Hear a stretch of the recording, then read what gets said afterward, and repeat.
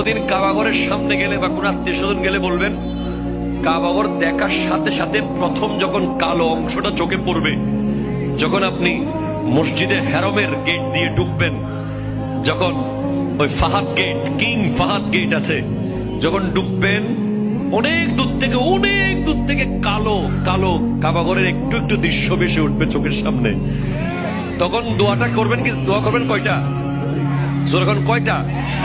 একটা দোয়াই কবুল হবে দেখার সাথে সাথে। কাবা ঘর দেখার সাথে সাথে প্রথম যে দোয়াটা করবেন ওটা কবুল করবেন কে? এখন শিখে নেন, অনেক মানুষ জানেন না হিকমত। আপনি একটা দোয়া করবেন, একটাই শেষ, একটা সুযোগ পাবেন আপনি, কিন্তু আপনি এমন এক দোয়া করবেন যেন যতদিন ওখানে থাকেন প্রত্যেক দোয়া কবুল হয়ে যায়। এই হিকমতি দোয়াটা শিখে নেন। আপনি বলবেন, আল্লাহ আমি 10, 12, 15 যতদিন এখানে থাকবো, যতগুলো দোয়া করব সব কবুল করে নিয়েন। দোয়া করছেন কয়টা? পাবেন কয়টা?